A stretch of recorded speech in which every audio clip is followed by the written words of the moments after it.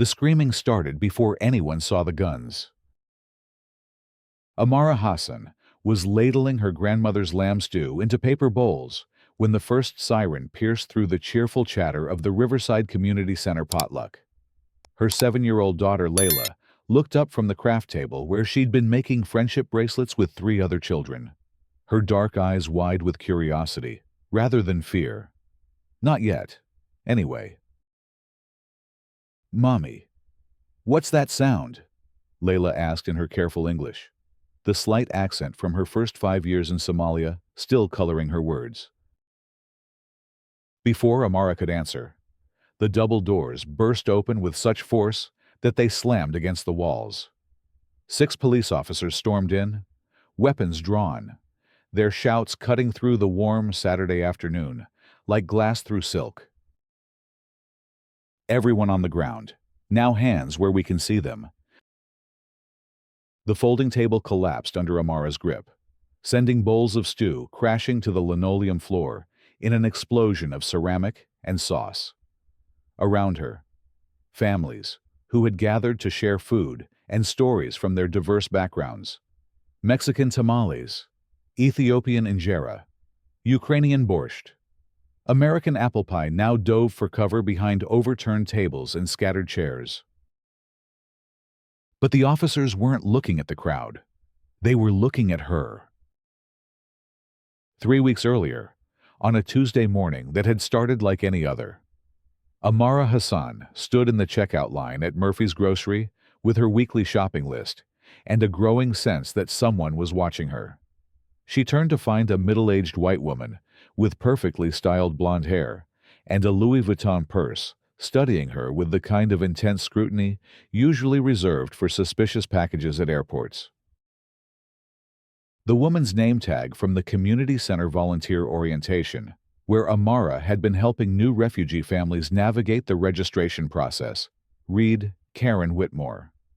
She lived in the sprawling house on Elm Street, with the manicured lawn and the "We Support Our Troops" sign that never quite seemed to include supporting the refugees those same troops were supposed to protect.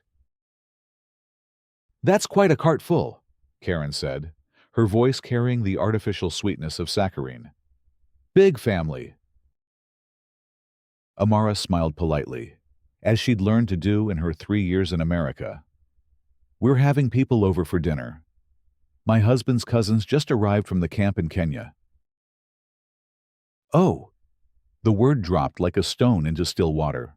"More of them." The silence stretched between them while Amara paid for her groceries, her hands steady despite the tremor of anger building in her chest. She'd heard that tone before. In the school hallway, when parents whispered about those children in their kids' classes. At the DMV when she'd needed 3 attempts to get her license because somehow her paperwork was never quite right. At the bank when they'd required extra documentation for her small business loan. "Have a good day," Amara said, because her grandmother had taught her that dignity was something no one could take away, unless you gave it to them. Karen didn't respond. The Hassan family had come to Riverside after 5 years in Dadaab, the massive refugee camp in Kenya, where Amara had given birth to her youngest son Omar, and where her husband Daud had learned English by listening to bootleg American radio broadcasts. They'd been among the lucky ones approved for resettlement after what felt like endless interviews, medical exams, and waiting periods that stretched hope thin as paper. Daud worked 2 jobs now: maintenance at the community college during the day and cleaning offices downtown at night. Amara ran a small catering business from their apartment, specializing in the Somali dishes that reminded her of home while introducing her new neighbors to flavors they'd never experienced. She'd started with just a few orders from the mosque, but word had spread quickly through the immigrant community and beyond. Their 3 children, Layla, 9-year-old Ibrahim, and 3-year-old Omar, switched effortlessly between English and Somali, between American playground games and traditional songs their grandmother had taught them through crackling phone calls. They were growing up bicultural in a way that seemed miraculous to Amara, who remembered her own childhood when the world beyond her village had seemed as distant as the stars.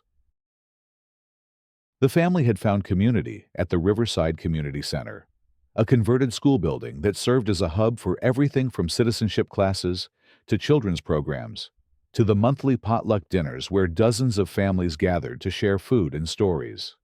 Amara had volunteered to help with the newcomer orientation program, using her experience to guide other families through the maze of paperwork, school enrollment, and cultural adjustment.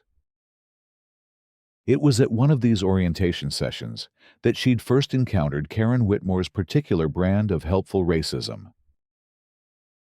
"Now, you'll want to make sure the children understand that we do things differently here," Karen had announced to a room full of newly arrived families, speaking slowly and loudly, as if volume could bridge language barriers. "American families don't make children work. Children go to school and play. That's very important to understand."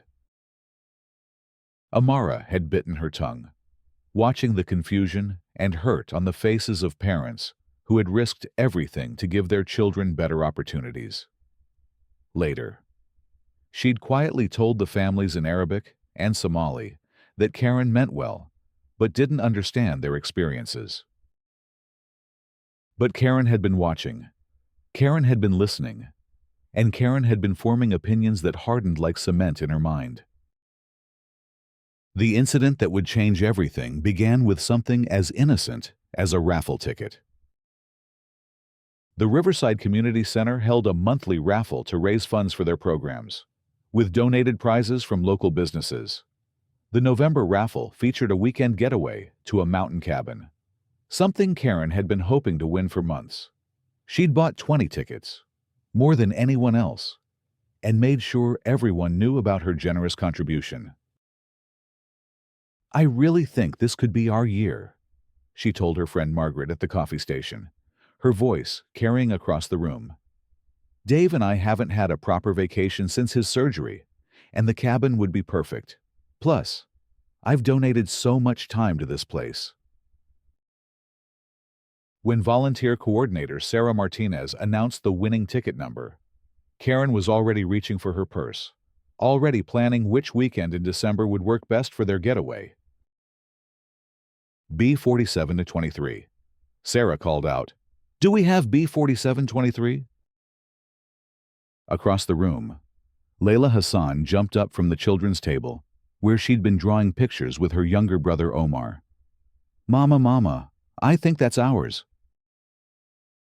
Amara checked the ticket in her pocket, the single ticket she'd purchased to support the center, and felt her stomach flip. "B47-23. She read aloud, hardly believing it. The room erupted in applause as Layla ran to the front, clutching her mother's ticket and beaming with 7-year-old pride. Sarah handed over the certificate for the cabin weekend, and Amara hugged her daughter tight, overwhelmed by this small piece of good fortune in a life that had seen too little of it. But across the room, Karen Whitmore's face had turned the color of paper ash. "This is ridiculous," she muttered to Margaret, her voice carrying despite her attempt at discretion. "I bought 20 tickets. 20. And she gets it with 1. What are the odds of that?" Margaret shifted uncomfortably. "It's just luck. Karen, that's how raffles work." "Is it luck, or is something else going on here?" Karen's eyes narrowed as she watched the Hassan family celebrating with their friends, children laughing and adults embracing in genuine joy. "Have you noticed how many of them there are? How many children they bring to every event?" "Karen, they're just families." "Are they? I've been watching them." "Margaret, really watching. Those children work too hard for their age, always helping with setup, cleaning up, serving food. And have you seen how many different adults claim to be their parents or relatives? It changes every time." Margaret frowned. "Extended families are normal in many cultures." Or it's something else entirely. Karen's voice dropped to a whisper that somehow managed to sound more menacing than shouting. Something we need to look into. Over the next 2 weeks, Karen's suspicions metastasized like cancer in her mind. She started arriving early to community center events, taking notes on which children belonged to which families, timing how long the kids spent helping with tasks, photographing license plates in the parking lot. She researched human trafficking online, reading sensationalized articles about modern slavery that painted every act of child helpfulness as potential exploitation. She convinced herself she was being a good citizen, a protective neighbor looking out for vulnerable children. She couldn't see, or refused to see, that her surveillance was driven not by concern, but by resentment over a lost raffle prize and a deeper discomfort with the changing demographics of her community. The breaking point came at the December potluck, when Karen watched 12-year-old Ibrahim Hassan helping his mother serve food while his younger siblings played with other children at the craft table. In Ibrahim's careful arrangement of serving spoons and napkins, Karen saw forced labor. In the way Omar followed his sister Layla around the room, she saw control and manipulation. In the presence of Dowd's newly arrived cousins, 3 adults, and their 5 children who were staying with the Hassans while they got settled, she saw an organized operation too large and complex to be innocent. When Ibrahim stumbled while carrying a heavy pot of rice to the serving table, spilling some on the floor, Karen's paranoid narrative crystallized into action. "Did you see that?" she hissed to Margaret, who was cutting brownies at the dessert table. "That child is exhausted. Look at him. He can barely carry that pot. Those people are working him to death." "Karen, he's just helping his family." "No." Karen's voice cut through the air with absolute certainty. "No. This has gone on long enough. Someone needs to do something." She walked to the bathroom, locked the door, and pulled out her cell phone. 911. "What's your emergency?" Karen's voice shook with manufactured urgency. "I'm at the Riverside Community Center, and I need to report child trafficking. There's a family here running what looks like a slavery operation with multiple children. The kids are being forced to work, and there are too many adults claiming to be relatives. I think they're being exploited." "Ma'am, can you provide more details about what you're observing?" "Multiple children of different ages being supervised by various adults, being made to serve food and clean up while the adults just watch. The children look exhausted and scared. I've been documenting this for weeks. This is definitely human trafficking." The dispatcher's tone shifted, becoming crisp and professional. "We'll send units immediately. Can you stay on the line and continue observing?" "Yes, but hurry. I don't know how long they'll stay here. And those children need help." 23 minutes later, the sirens began to wail. When the officers burst through the community center doors with weapons drawn, the first thing they saw was exactly what Karen had described: children helping to serve food while adults supervised. Without the context of cultural norms around family cooperation, without understanding that this was a community potluck where everyone pitched in, regardless of age, the scene looked exactly like what Karen had reported. "Where are the Hassan children?" shouted Officer Rodriguez, the team leader who'd been briefed on a possible trafficking situation involving multiple victims. The room had gone silent, except for the sound of crying babies and whimpering toddlers. Adults clutched their children close. Everyone pressed against walls or crouched behind overturned tables. In the center of it all, Amara Hassan stood frozen, her hands still dripping with spilled stew, her world collapsing around her. "I'm Amara Hassan," she said, her voice surprisingly steady. "What's happening? What's wrong?" We've received reports of child exploitation at this location, Officer Rodriguez announced. We need to see all the children and speak with the adults responsible for them. That's when Layla started screaming. She'd been hiding under the craft table when the officers entered, but now she ran toward her mother, her small body shaking with terror at the sight of armed strangers who reminded her of the soldiers they'd fled from in Somalia. Officer Martinez intercepted her, gently but firmly, taking her arm to prevent her from reaching Amara. No, mama, mama. Layla's scream cut through the room like a knife, triggering panic responses in other refugee children who had their own traumatic memories of uniformed men with weapons. Ibrahim appeared from behind the serving table, his 12-year-old face pale with confusion and fear. What did we do wrong, Mama? What did we do? 3-year-old Omar, who had been napping in a corner, woke to chaos and began crying for his father, who was still at work and wouldn't know for hours that his family's life was being torn apart. Officer Rodriguez approached Amara with the measured caution of someone trained to handle dangerous suspects. Ma'am, we need you to remain calm and answer some questions. Are these your children? Yes, they're my children. Layla, Ibrahim, and Omar. Amara's voice cracked as she watched her daughter struggle in the officer's gentle but unyielding grip. Please, you're scaring them. What is this about? We've received reports that children at this location are being exploited for labor. We need to verify their welfare and identify all the adults claiming responsibility for them. Around the room, other refugee families watched in horror as the scene they'd hoped never to see again played out before their eyes. Many had fled countries where police raids meant disappearances, where children were separated from parents, never to return. The trauma was immediate and visceral, spreading through the room like wildfire. Mrs.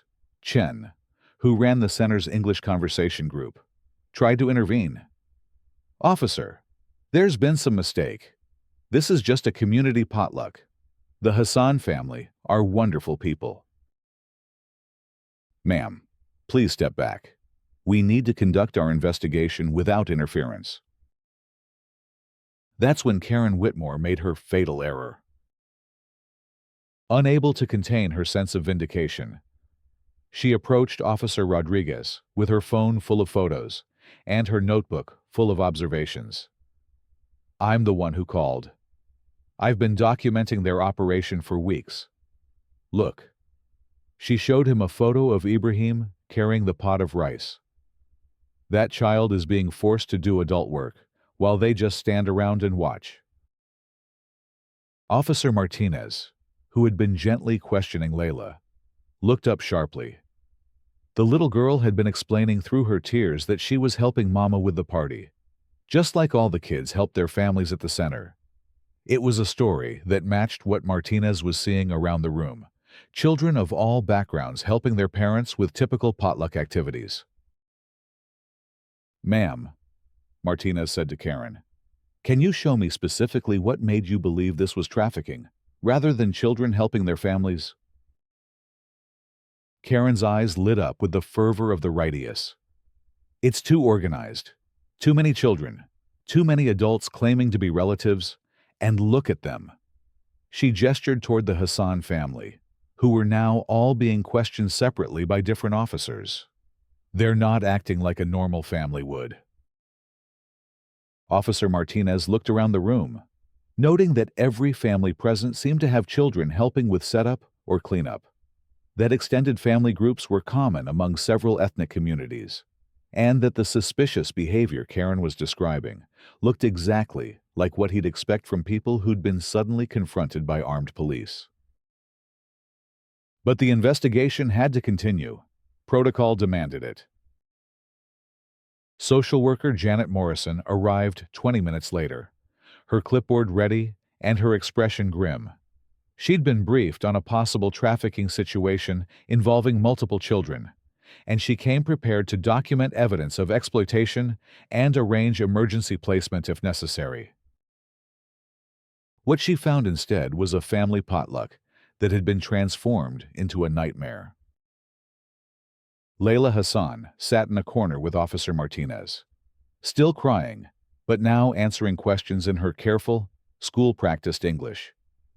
"I go to Riverside Elementary. My teacher is Mrs. Johnson. I like art class and recess.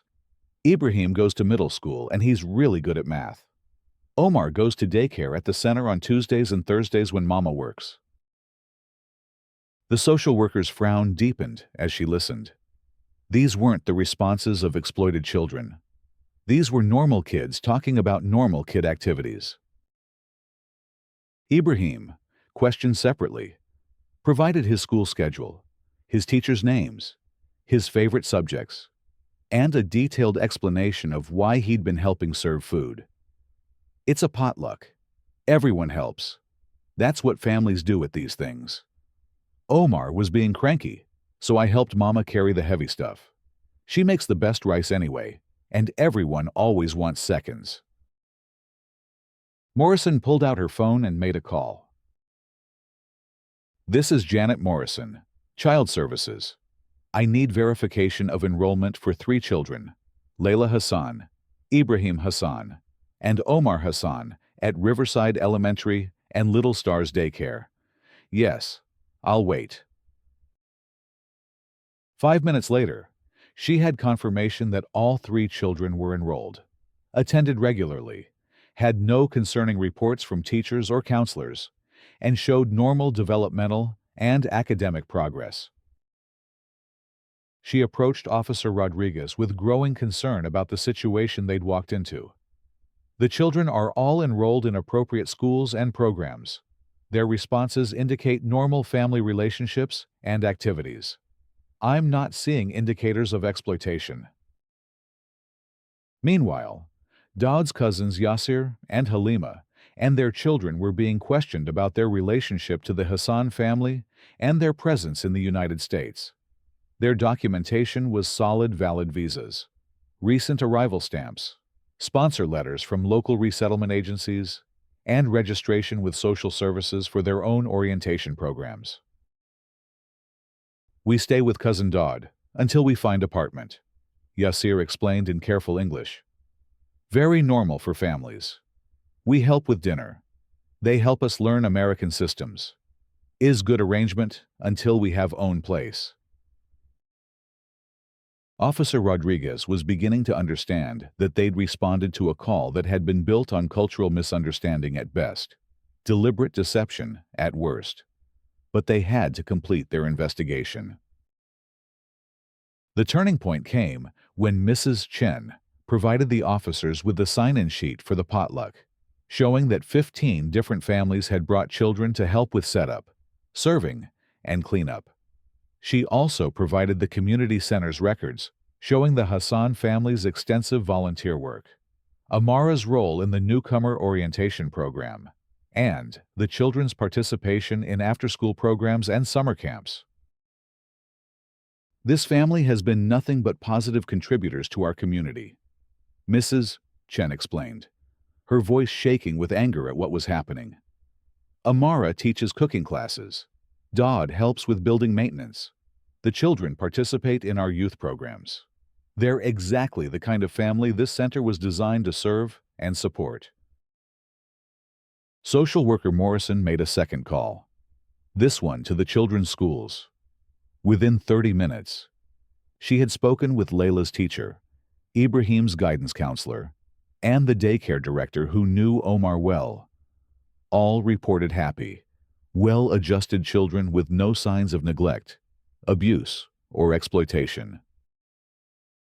But the damage was already done. The community potluck had been destroyed, transformed from a celebration of diversity into a scene of trauma and fear. Children who had come to play and eat treats were now crying in their parents' arms. Adults who had come to build friendships and share their cultures were now watching a family they cared about being investigated for crimes that existed only in one woman's imagination. And in the middle of it all, the Hassan family stood surrounded by police officers and social workers, their dignity shattered, their sense of safety in their adopted home permanently damaged. Officer Rodriguez made the call to stand down the investigation after 93 minutes that felt like hours. The allegations appear to be unfounded. He announced to his team, "All children are accounted for, properly enrolled in schools, and show no signs of exploitation or abuse. This appears to be a cultural misunderstanding that was reported as suspected trafficking." As the officers holstered their weapons and began to pack up their equipment, the full magnitude of what had happened began to settle over the room. A family had been traumatized, a community had been torn apart, and children had been terrorized because one woman couldn't accept that she'd lost a raffle fairly. But Karen Whitmore wasn't done yet. As Officer Rodriguez approached her for a final statement, she doubled down on her accusations with the desperate intensity of someone who couldn't admit she'd been wrong. "You're making a mistake," she insisted, her voice rising with each word. "I know what I saw. Those children were being exploited, and now you're just going to let it continue because you're afraid of being called racist." Officer Martinez, who had spent the last hour comforting traumatized children, turned to Karen with barely controlled anger. "Ma'am, we conducted a thorough investigation. The children are enrolled in school. They're healthy and happy, and their family relationships are completely normal. What you reported as child trafficking was actually just kids helping their parents at a community event." "But I have photos." "You have photos of children helping their families at a potluck dinner. That's not evidence of a crime. It's evidence of normal family life." That's when Karen made her second fatal error. She pulled out her notebook, the one she'd been using to document the Hassan family's activities for weeks, and began reading from it. November 15th. Subject family arrives at community center with multiple children and adults claiming family relationship. Children immediately put to work setting up tables while adults socialize. November 22nd. Same pattern observed. December 1st. Ibrahim Hassan observed carrying heavy pot across room without assistance from adults. December 8th. Multiple unknown adults seen supervising children. Officer Rodriguez held up his hand. "Ma'am, how long have you been surveilling this family?" "I've been documenting suspicious activity for 3 weeks. Someone had to pay attention to what was really happening here." The officer's expression hardened. "You've been following and photographing a family for 3 weeks, based on your suspicion that children helping their parents was actually human trafficking. Someone had to do something." "Ma'am, I need to inform you that filing a false police report is a criminal offense. Making false claims about child abuse is also a serious matter. What you've described to me sounds less like legitimate concern and more like harassment of a family based on cultural misunderstandings." The color drained from Karen's face as the reality of her situation began to sink in. Around her, community center members who had been silent during the investigation now began to speak up about the behavior they'd witnessed over the past months. "She's been harassing them since the raffle," Mrs. Chen said, her voice gaining strength. "She was furious when Layla won the cabin weekend, and she's been spreading rumors about the family ever since." Margaret, Karen's former friend, stepped forward reluctantly. "She told me she was going to look into the Hassan family after they won the raffle. She said something about making them prove they deserve to be here." Sarah Martinez, the volunteer coordinator, added her voice to the growing chorus. Karen has made several complaints about the family over the past month. She questioned their volunteer activities, their children's participation in programs, and whether they were really refugees or were taking advantage of the system. Officer Rodriguez looked at Karen with the expression of someone who had seen enough to understand exactly what had happened here. "Ma'am, I'm going to ask you to come with me to the station to complete a formal statement about your report tonight. We need to document everything that led to this investigation." As Karen was escorted from the community center, the remaining families began the slow process of trying to repair the damage that had been done. But for the Hassan family, the trauma was far from over. Amara held her 3 children close, feeling them tremble with the aftershocks of terror and confusion. Layla couldn't stop asking why the police had come, why they'd wanted to take her away from her mother, whether they were going to have to leave America and go back to the camp in Kenya. Ibrahim, trying to be brave for his younger siblings, whispered to his mother in Somali that he was sorry for carrying the heavy pot, sorry for helping with the dinner, sorry for whatever he'd done wrong that brought the men with guns. And Omar, too young to understand what had happened, but old enough to absorb the fear and panic around him, clung to his mother and refused to let go. Dodd arrived at the center 45 minutes later, having rushed from his night job when Mrs. Chen called him. He found his family surrounded by friends and neighbors, but he could see the damage in their eyes, the way they startled at sudden noises, the way they huddled together as if preparing for the next attack. The investigation that followed Karen's arrest revealed the extent of her harassment campaign against the Hassan family. Her phone contained dozens of photos taken without permission. Her notebook detailed weeks of surveillance, and her internet search history showed a progression from legitimate concern about child welfare to conspiracy theories about refugee resettlement programs and human trafficking networks.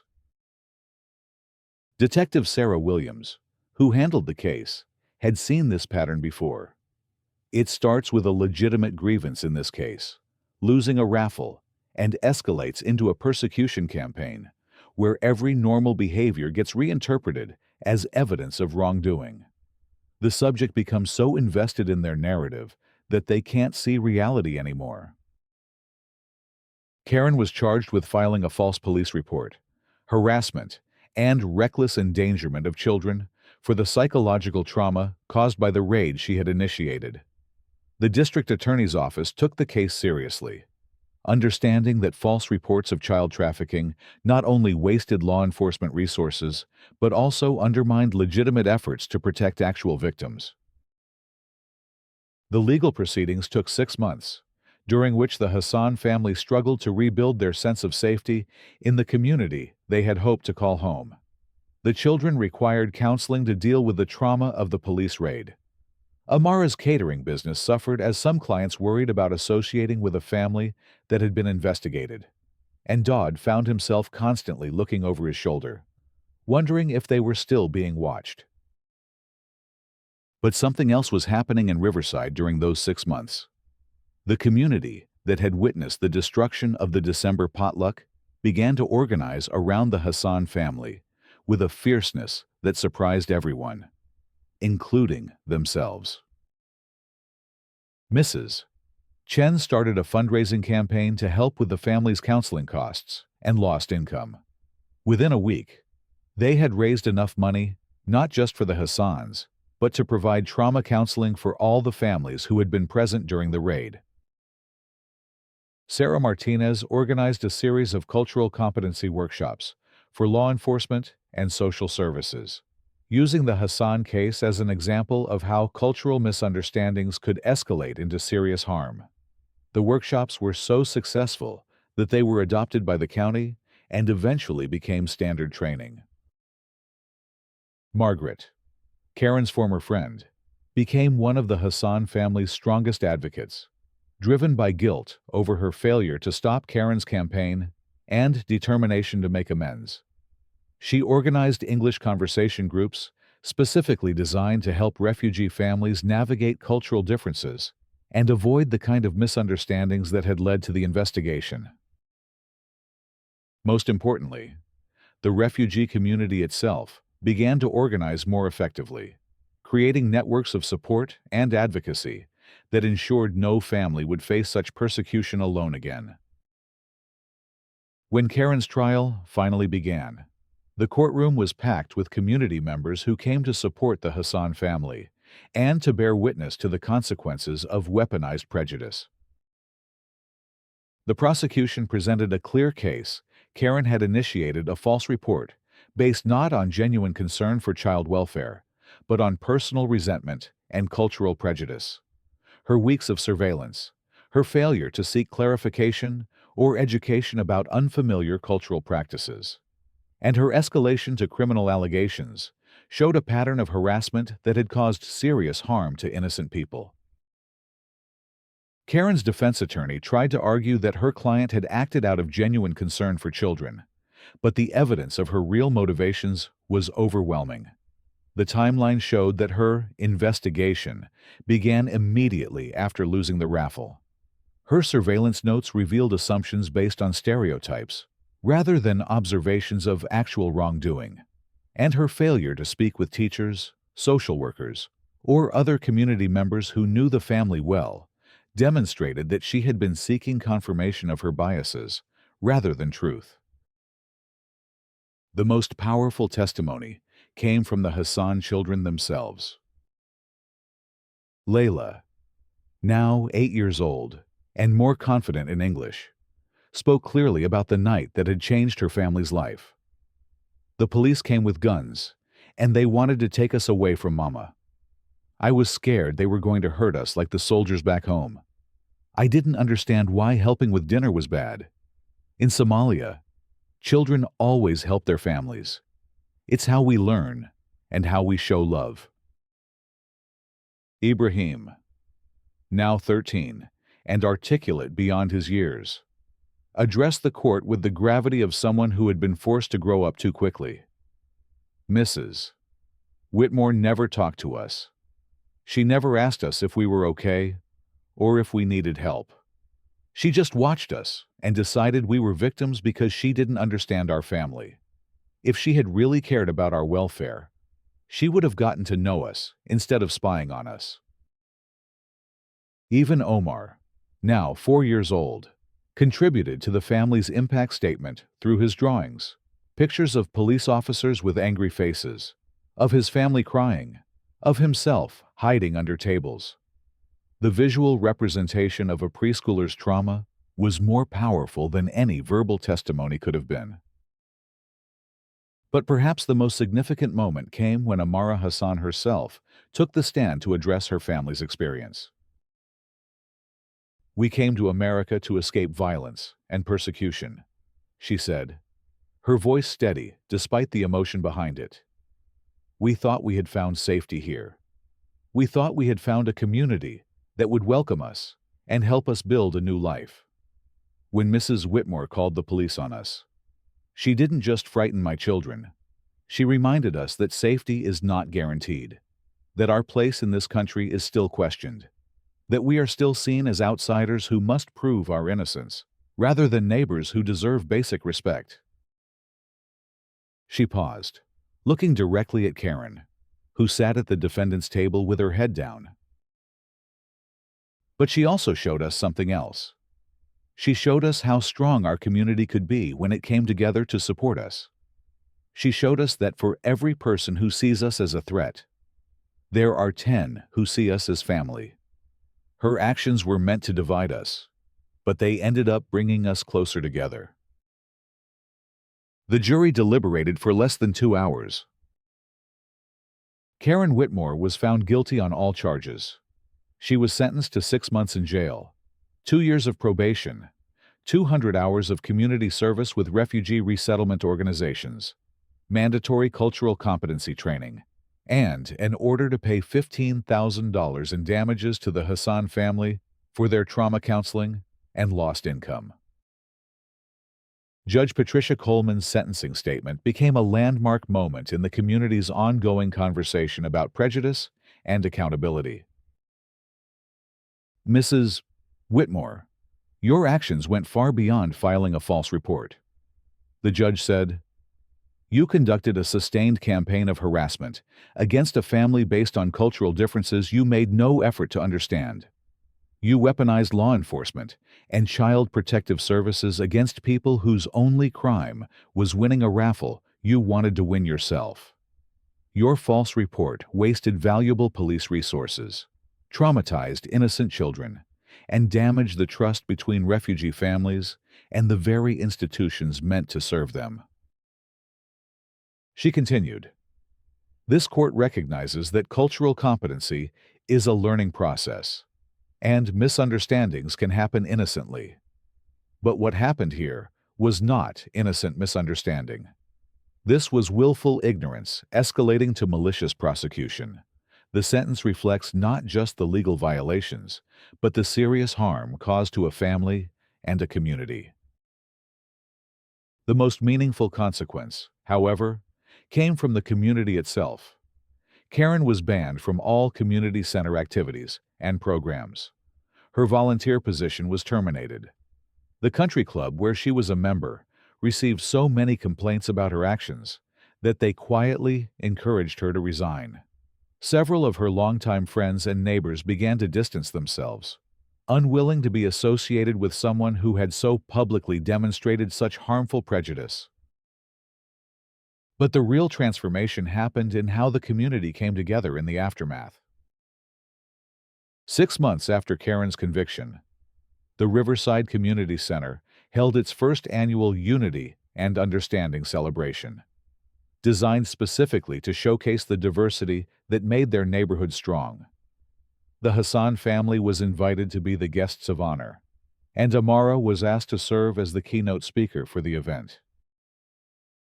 Standing at the podium where Karen had once announced her surveillance findings, Amara looked out at a crowd that had grown beyond anything the center had ever hosted.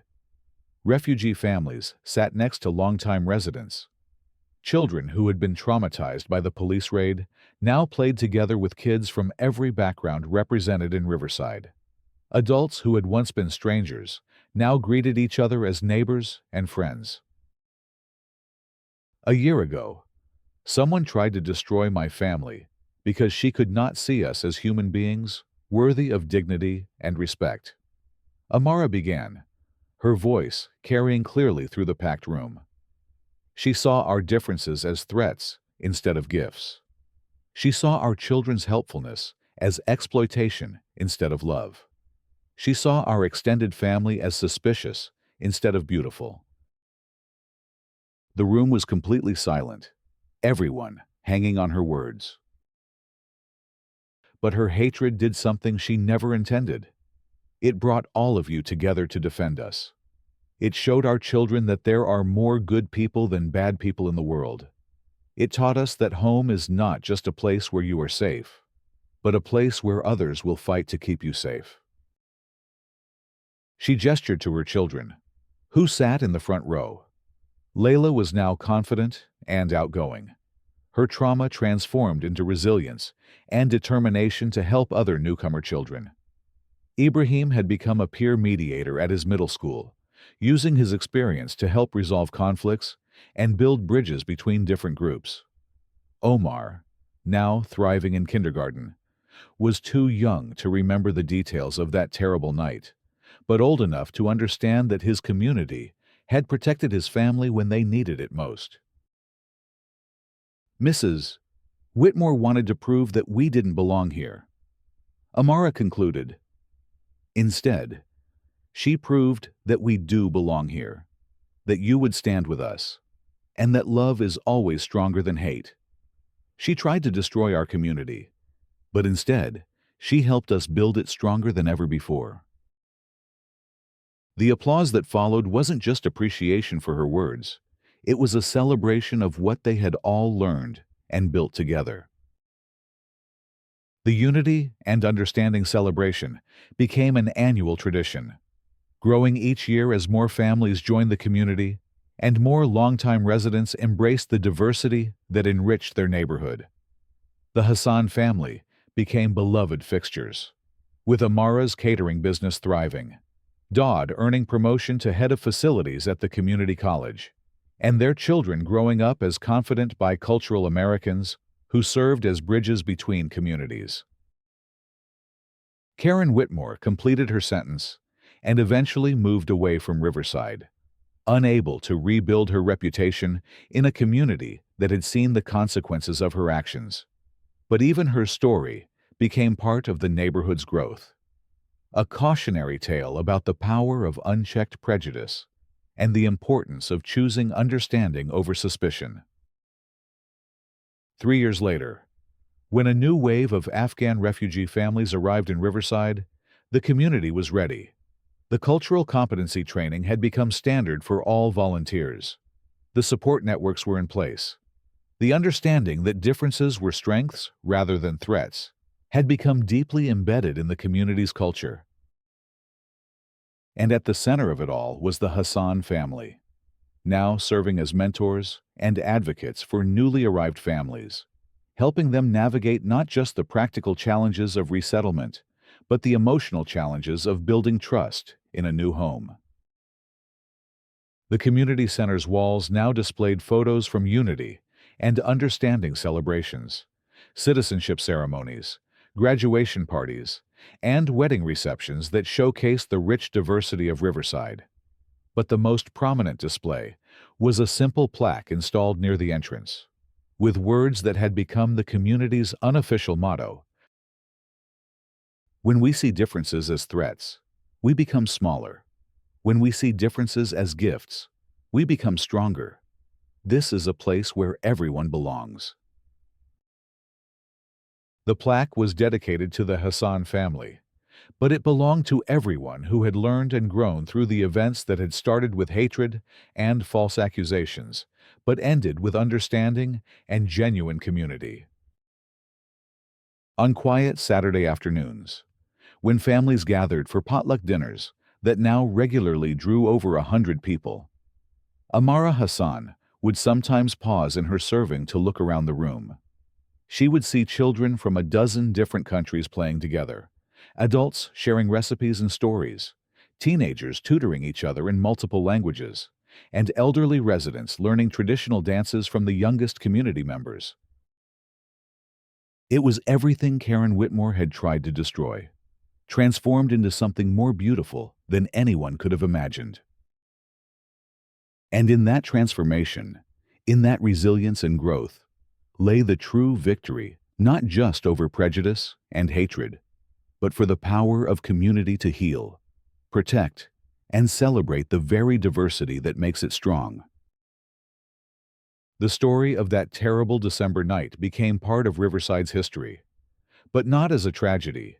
Instead, it became the origin story of a community that chose love over fear, understanding over suspicion, and unity over division.